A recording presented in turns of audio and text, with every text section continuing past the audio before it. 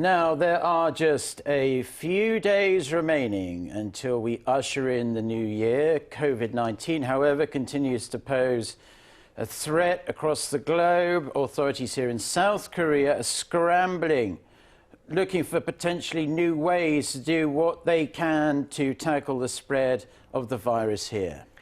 Yes, and for more on this and other updates is our reporter Shin Ye-eun here in the studio. Good morning, Yeun. Good morning. So like always, let's start with the number of new infections we're expecting for today.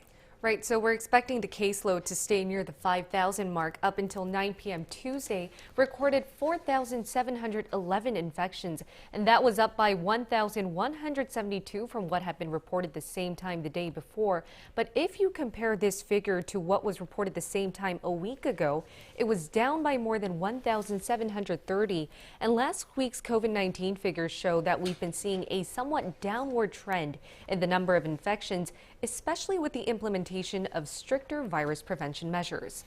Yeah, and health officials here in South Korea are also due to announce plans on how they will try and tackle the pandemic in the new year. So tell us more about that.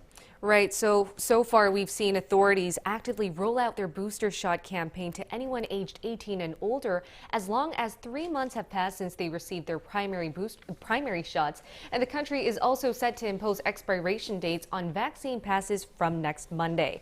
This means that those who were initially considered fully vaccinated after receiving either a single or double dose regimen will no longer be able to enter most public facilities once 6 months have passed.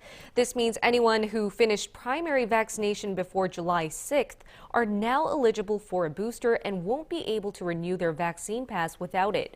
While authorities have been stressing the importance of getting a booster shot, they've also been actively securing antiviral pills. That's why the Drug Safety Agency on Monday granted emergency use approval of Pfizer's oral treatment for COVID-19, also known as Paxlovid.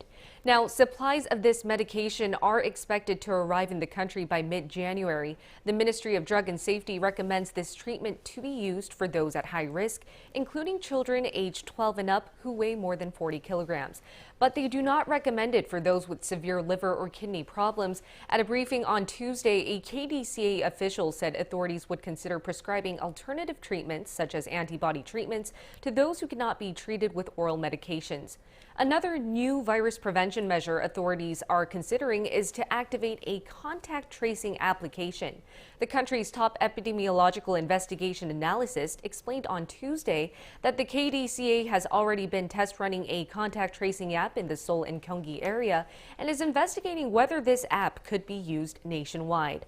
Last year, a private company invented this GPS-based app where users could check whether they crossed paths with a person who had contracted COVID-19. And if so, they would then receive a notification to go get tested. Research on implementing the app on a nationwide scale will be conducted until March of 2022. All right, yeah. Now let's turn to the situation elsewhere. It seems like the situation is worsening, especially in Europe. You're definitely right. Despite tightened virus prevention measures, COVID-19 infections have in fact surged in Europe, and the main reason is due to the rapid spread of Omicron. France added more than 179,000 new COVID-19 infections on Tuesday, and this was a jump of more than 70,000 in just 3 days. The UK has also seen a record high daily tally at over 129,000, and 90% of all of its cases have been caused by the Omicron variant. Italy has also seen their daily COVID-19 infections reach over 78,000, which was 20,000 more than their previous record high. And in response, these countries opted to roll out new virus prevention measures. From January 3rd, France will limit public gatherings to 2,000 people indoors and 5,000 people for outdoor events. They'll also mandate working from home at least 3 days per week. And Italy has already reimposed mask mandates outdoors and reduced booster shot intervals to 4 months. The UK said they will determine which measures to newly introduce in the new year. All right, Yeun, thank you for your report. Hope to talk to you again soon. Thank you.